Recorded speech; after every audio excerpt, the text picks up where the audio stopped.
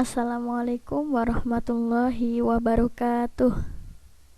Bertemu lagi dengan saya Budia. Kali ini saya akan memberikan pembelajaran daring materi kelas 12.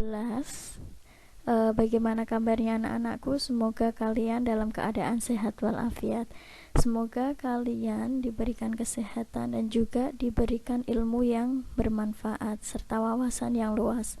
Oke, kali ini yang belum subscribe, silakan anak-anak boleh subscribe terlebih dahulu agar nanti Budia bisa membuat materi pembelajaran yang lainnya, yaitu berkaitan dengan pendidikan agama Islam, agar kalian bisa menerima materi yang Budia sampaikan.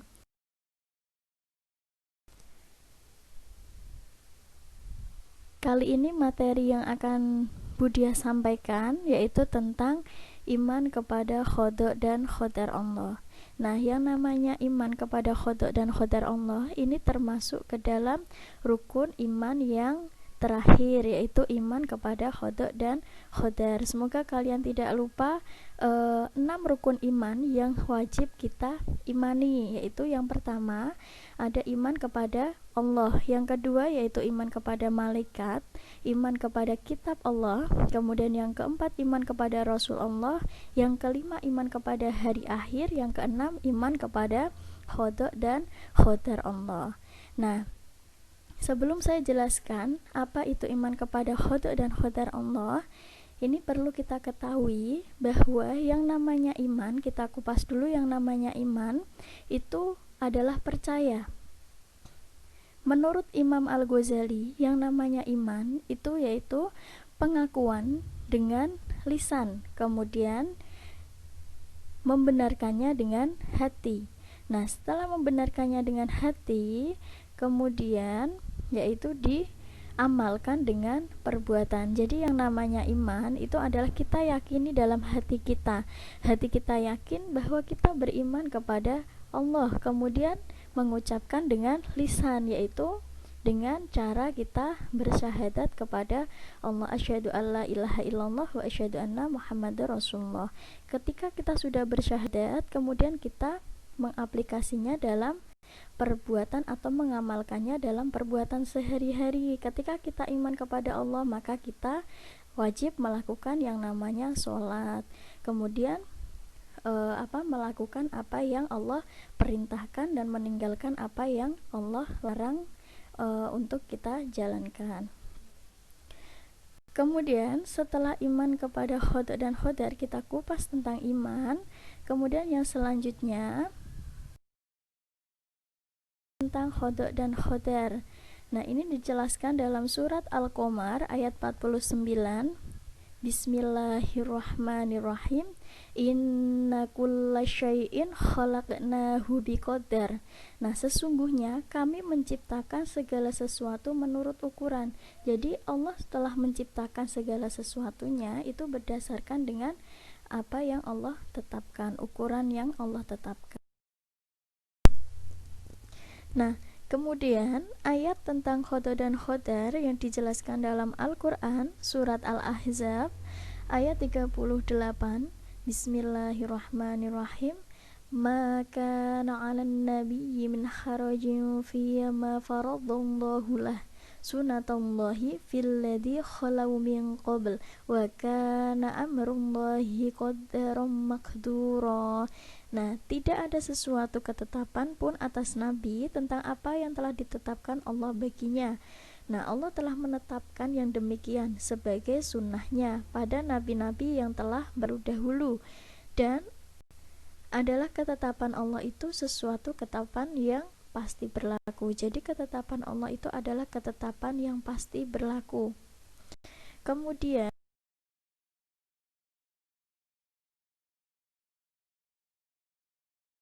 yang selanjutnya yaitu definisi qada dan qadar Allah. Yang pertama yaitu tentang qada. Yang namanya qada itu adalah menurut bahasa artinya hukum, perintah, peraturan, dan ketetapan. Nah, sedangkan menurut istilah, yaitu segala bentuk ketetapan yang Allah telah tetapkan kepada setiap makhluknya sejak zaman azali. Nah, jadi ini ketetapan yang sudah Allah tetapkan ketika kita sejak zaman azali. Kemudian contohnya yaitu tentang kelahiran, kemudian kematian, ada usia, kemudian ada jodoh dan juga rezeki. Itu sudah ditetapkan oleh Allah sejak zaman azali. Kemudian yang selanjutnya yaitu tentang qadar. Nah, qadar menurut bahasa itu artinya ukuran atau kadar. Nah, menurut istilah yaitu perwujudan dari ketetapan yang Allah berikan terhadap semua makhluk dalam ukuran tertentu sesuai dengan irodahnya. Nah, jadi yang namanya qadar itu adalah ukuran atau kadarnya dari perwujudan dari yang namanya qada. Nah, ini diwujudkan oleh qadarnya Allah. Kemudian contohnya apa? Contohnya yaitu kepandaian dan juga rizki. Nah, ini bisa kita yang namanya qadar itu bisa kita ubah dengan ikhtiar yang kita lakukan atau usaha yang kita lakukan untuk mencapai apa yang kita inginkan. Misalnya kita sudah ditakdirkan oleh Allah tetapi kita mau berusaha, namanya qadar Allah. Yang selanjutnya yaitu tentang qadar Allah. Nah, qadar Allah itu dibagi menjadi dua. Yang pertama adalah takdir mubram. Nah, takdir mubram ini adalah takdir yang tidak bisa kita rubah, yaitu misalnya tentang kematian atau juga tentang kelahiran. Nah, yang namanya kematian ini sudah dijelaskan dalam Al-Quran surat Al-Ankabut ayat 57, kulun nafsin dha'iqatul maut. Jadi semua yang bernyawa pasti akan mengalami kematian. Jadi kematian ini sudah ditentukan oleh Allah.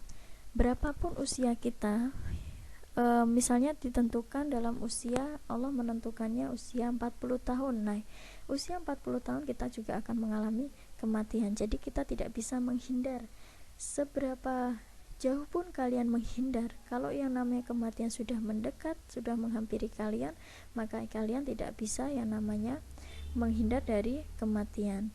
Nah, kemudian tentang kelahiran. Nah, ini kelahiran juga ditetapkan oleh Allah. Pada jam berapa kita dilahirkan, kemudian waktu kapan, hari apa. Nah, ini sudah ditetapkan oleh Allah. Kemudian yang kedua yaitu tentang takdir mu'alaq. Nah, takdir mu'alaq ini adalah takdir yang bisa kita ubah dengan ikhtiar atau dengan kemampuan kita dalam untuk berusaha. Misalnya yaitu tentang rezeki, kemudian kekayaan, kepandaian, kesehatan. Nah, ini adalah termasuk takdir mu'alaq, takdir yang bisa kita ubah sesuai dengan usaha yang kita lakukan. Karena dijelaskan dalam Al-Quran, sesungguhnya Allah tidak akan merubah nasib suatu kaum hingga mereka mengubah diri mereka sendiri. Nah, jadi ketika kita mau merubah, maka Allah juga akan merubah nasib kita. Misalnya kita ingin pandai tetapi kita tidak mau belajar, apakah kita bisa pandai? Nah, tentu saja kita tidak bisa pandai. Kita harus belajar. Kemudian ketika kita ingin kaya juga kita harus bekerja. Kemudian ketika kita ingin sehat, maka kita harus berusaha untuk menjaga kesehatan dengan makan yang sehat, kemudian dengan olahraga. Nah, ini sesuai dengan ikhtiar yang kita lakukan. Ini tadi kullu nafsin dha'iqatul maut. Nah, tiap-tiap yang bernyawa pasti akan merasakan kematian. Ini tentang takdir mubram. Kemudian yang ayat Ar-Ra'd ayat 11 ini adalah innallaha la yughayyiru ma biqaumin hatta yughayyiru ma bi anfusihim. Jadi sesungguhnya Allah tidak akan merubah keadaan suatu kaum kecuali kaum itu sendiri yang mengubahnya. Ini tentang takdir mu'allaq. Perjalanan manusia dalam ketetapan khodok dan khodar yang Allah berikan. Yang namanya khodok itu adalah ketetapan yang Allah berikan sejak zaman azali.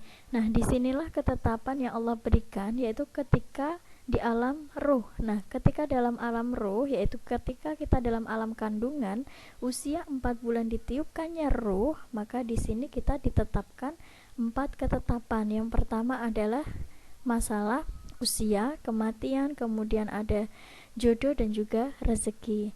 Nah, ketika sudah selesai dalam alam kandungan, kita di alam dunia. Disinilah yang namanya qadar Allah itu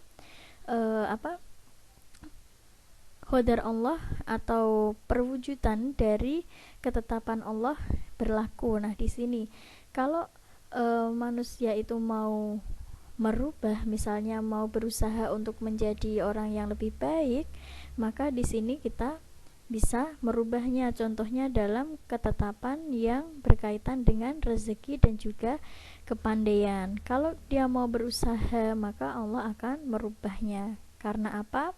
Sesungguhnya Allah tidak akan merubah suatu kaum, nasib suatu kaum, kalau ia tidak mau merubah dirinya sendiri. Nah, di sini di alam dunia kita mau berbuat baik atau mau berbuat buruk. Nah, itu nanti akan kita pertanggungjawabkan. Nah, kemudian setelah di alam dunia kita lanjut ke alam kubur. Nah, di sini semua yang bernyawa pasti akan mengalami kematian. Nah, setelah alam kubur kita lanjut ke alam kehancuran alam semesta. Nah, di sini yang disebut dengan hari akhir atau hari dihancurkannya alam semesta, yaitu yaumul qiyamah. Ditiupkan sangkakala yang pertama. Kemudian setelah itu, setelah kehancuran, maka yang namanya yaumul ba'ats, yaitu hari kebangkitan. Di sini ditiupkan sangkakala yang kedua. Nah, setelah dibangkitkan seluruh manusia yang meninggal, seluruh makhluk Allah yang meninggal ini dibangkitkan oleh Allah, kemudian digiring menuju padang mahsyar. Nah, di padang mahsyar ini dikumpulkan seluruh makhluk Allah, seluruh manusia dari awal penciptaan sampai dengan akhir manusia yang terakhir ini dikumpulkan di padang mahsyar. Sungguh begitu banyak orang-orang yang berkumpul di sana. Bahkan yang namanya haji dan umroh ketika melakukan tawaf itu kan dari beberapa wilayah, dari beberapa negara bersatu di situ, itu hanya beberapa. Ini kita tidak bisa bayangkan kalau di padang mahsyar itu seluruhnya dikumpulkan jadi satu. Nah, kemudian setelah itu kita menuju ke hisab. Nah, sebelum menuju ke hisab, di sini kita menanti yang namanya syafaat. Nah, apakah nanti kita mendapat syafaat atau tidak? Semoga kita termasuk orang-orang yang mendapat syafaat dari Allah dan juga dari Nabi Muhammad. Nah, ini orang yang terpancar wajahnya bersih, bercahaya. Nah, ini termasuk nanti mendapat syafaat, yaitu orang-orang yang beriman. Kalau wajahnya nanti kok terlihat kusam, hitam dan lain sebagainya, nah itu tidak mendapat syafaat. Kemudian itu termasuk ke dalam dia memiliki iman atau tidak, nanti terpancar dari wajahnya. Kemudian setelah itu yaumul hisab. Nah, ini yaumul hisab itu adalah dihisab amal perbuatan kita selama kita berada di alam dunia. Kita berbuat apa, kita berbuat baik atau buruk, itu nanti dihisab semuanya. Karena apa? Ketika kita berada di alam dunia, kita dijaga oleh malaikat kiroman katibin, yaitu malaikat yang mencatat amal perbuatan kita, baik buruk ataupun amal yang baik. Nah, kemudian penyerahan catatan amal. Setelah diserahkan, maka kita menuju yaumul mizan, yaitu hari di mana amal perbuatan kita ditimbang banyak yang baik atau banyak yang buruk. Semoga kita banyak yang amal baik. Maka dari itu, mulai sekarang kita berbenah diri untuk berbuat yang baik. Nah, kemudian selanjutnya kita menuju ke telaga Al-Haud, yaitu telaga Haudah, yaitu telaga milik Rasulullah. Nah, di telaga Haudah ini diceritakan bahwa telaga Haudah ini airnya lebih putih daripada susu dan lebih manis daripada madu. Kemudian orang yang minum di telaga Haudh ini tidak akan merasakan kehausan selama-lamanya. Jadi akan dia tidak akan merasakan haus untuk selama-lamanya. Nah, kemudian baunya pun ini lebih wangi dari minyak kasturi. Ini di telaga Haudh. Kemudian ketika sudah selesai di telaga Haudh, kita menuju ke Siraj. Nah, Siraj ini adalah jalan menghubung antara ke neraka dan surga. Kita sesuai dengan amal kita ke neraka atau ke surga. Semoga saja kita termasuk orang-orang yang mendapatkan surganya Allah. Amin. Nah, di dalam neraka, ini neraka dijaga oleh yang namanya malaikat Zabaniyah atau malaikat Malik. Nah, malaikat Malik ini dibayangkan bahwa malaikat Malik itu adalah malaikat yang apa? Malaikat yang keras, kemudian lagi kasar dan kekar. Nah, ini adalah malaikat Zabaniyah, yaitu dijelaskan dalam Al-Quran surat At-Tahrim ayat 6, kita diperintahkan untuk menjaga keluarga kita dari siksa api neraka, yaitu ya ayyuhalladzina amanu qu anfusakum wa ahlikum naro.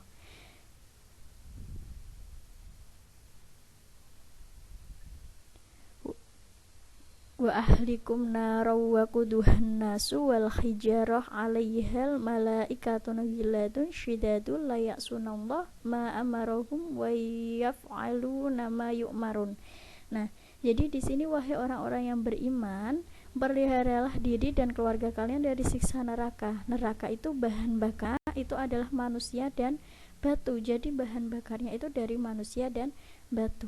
Penjaganya adalah malaikat-malaikat yang kekar, lagi kasar, yaitu para malaikat yang tidak pernah menyalahi Allah terhadap apa yang diperintahnya kepada mereka. Mereka yang senantiasa melakukan apa yang diperintahkan oleh Allah. Jadi apapun yang diperintahkan oleh Allah, maka di sini malaikat akan melaksanakannya. Jadi Allah memerintahkan untuk memukul dan lain sebagainya sesuai dengan amal perbuatannya di dunia, maka yang namanya malaikat Zabaniyah ini tidak mengingkari perintah Allah.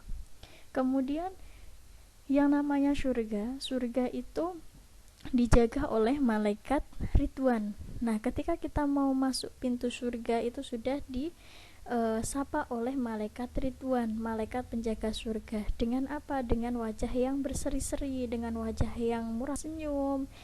Beda dengan di neraka, dengan wajah yang dengan wajah yang muram dan lain sebagainya, kemudian wajah yang terlihat kasar, kekar, dan ini yang menakutkan kalau di neraka. Kalau yang di surga dijaga oleh malaikat Ridwan dengan wajah yang berseri, ketika mau masuk sudah disapa. Nah, kemudian di dalam surga pun kita digambarkan bahwa di sana apapun yang kita minta akan diberikan oleh Allah, karena itu adalah balasan atau pahala ketika kita berbuat di dunia. Kita berbuat baik di dunia, maka kita mendapatkan balasan atau pahalanya, yaitu kenikmatan di dalam surga. Semoga kita bisa masuk ke dalam surganya Allah. Amin ya robbal alamin. Nah, kemudian perjalanan tadi manusia, kita lanjut ke iman kepada Khodok dan Khodar. Orang yang iman kepada Khodok dan Khodar itu yang pertama bahwa percaya bahwa Allah itu yang menciptakan semua makhluk dengan kekuasaan atau kudratnya, berkehendak dengan irodatnya, dan kebijakannya dengan hikmahnya. Nah, jadi ketika kita diciptakan oleh Allah, kita yakin bahwa Allah menciptakan manusia itu dengan kekuasaan Allah. Kemudian dengan apa? Kehendak Allah. Kita diciptakan dengan kehendak Allah. Kita diberikan misalnya tangan dua, kemudian kaki dua, kemudian diberikan mata yang komplit, kemudian bisa berbicara dengan baik. Ini adalah kehendak Allah. Allah menciptakan dengan kebijaksanaannya atau hikmahnya. Nah, kemudian kita harus bersyukur kepada Allah. Kita percaya bahwa kita yang menciptakan adalah Allah. Kemudian yang kedua yaitu percaya terhadap hukum yang Allah tetapkan, yaitu hukum yang berlaku sepanjang masa. Kemudian yang ketiga yaitu percaya bahwa Allah Subhanahu wa taala yang menentukan hasil akhir dari segala usaha keras yang dilakukan oleh manusia. Kita harus percaya bahwa Allah itu yang menentukan hasil akhir. Kita sudah berusaha, kita sudah berdoa. Nah, hasil akhir yang menentukan baik dan buruknya itu adalah Allah. Yang penting kita sudah berusaha keras. Kalau kita mau berusaha, maka Allah akan menentukan yang terbaik. Nah, kemudian selanjutnya adalah ciri-ciri orang yang beriman kepada qada dan qadar Allah. Yang pertama adalah orang tersebut memiliki sifat yang namanya optimis. Jadi mempunyai sikap optimis, positive thinking, bahwa segala sesuatu yang diciptakan oleh Allah pasti ada kebaikannya. Nah, segala sesuatu makhluk yang Allah ciptakan ini adalah kehendak Allah. Nah, ini adalah optimis. Kalau saya mau berusaha, pasti saya bisa menjadi orang yang lebih baik. Kalau saya mau belajar, bahwa saya nanti akan menjadi orang yang pandai. Nah, ini adalah optimis. Kemudian setelah optimis itu ada sifat yang namanya ikhtiar, sikap ikhtiar. Nah, yaitu berusaha. Ketika kita sudah punya optimis, positive thinking, kemudian kita harus ikhtiar, berusaha untuk menjadi yang lebih baik. Kita mau ujian, misalnya kita mau ujian, kita sudah optimis saya pasti lulus. Nah, kemudian setelah itu, setelah kalian optimis, maka saya harus ikhtiarnya bagaimana? Saya belajar. Nah, setelah belajar, maka kita berdoa. Setelah berdoa, maka selanjutnya adalah tawakal. Sikap yang harus kita miliki adalah tawakal, yaitu berserah diri kepada Allah. Setelah kita berikhtiar, kemudian berdoa, nah kita serahkan kepada Allah hasilnya. Kalau hasilnya baik, alhamdulillah. Kalau hasilnya kurang baik, maka kita harus belajar. Karena apa? Allah menentukan segalanya itu sesuai dengan kemampuan kita, sesuai dengan yang kita miliki. Jadi kita ambil hikmahnya saja, karena Allah menciptakan segala sesuatu, Allah memberikan segala sesuatu itu sesuai dengan hikmah, yaitu ada hikmah di baliknya. Nah, harus memiliki 3 sifat. Yang pertama adalah sikap optimis, kemudian ikhtiar, dan juga tawakal. Kalau 3-tiganya ini sudah dilaksanakan, maka insya Allah hasilnya sesuai dengan apa yang kita harapkan. Yang selanjutnya adalah hikmah beriman kepada qada dan qadar. Yang pertama adalah memiliki jiwa yang qanaah.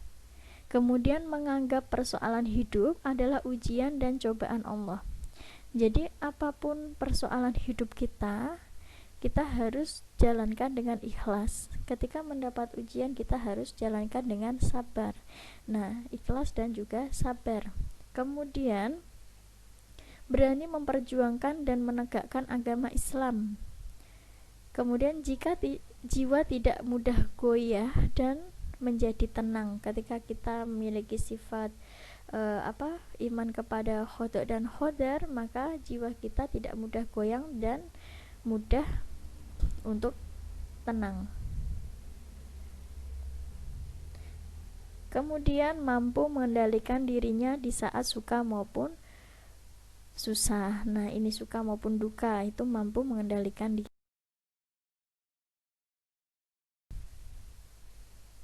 Oke, sampai sini materi tentang qada dan qadar Allah. Semoga bermanfaat untuk kalian.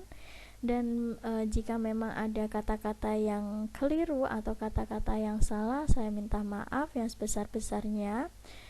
Kalau ada mungkin materi yang kurang atau kalian punya materi yang lebih dari Budia, boleh kalian komen di bawah untuk membenahi materi ini. Kita sama-sama belajar. Jadi saya juga belajar, kalian juga belajar. Terima kasih, semoga bermanfaat. Wassalamualaikum warahmatullahi wabarakatuh.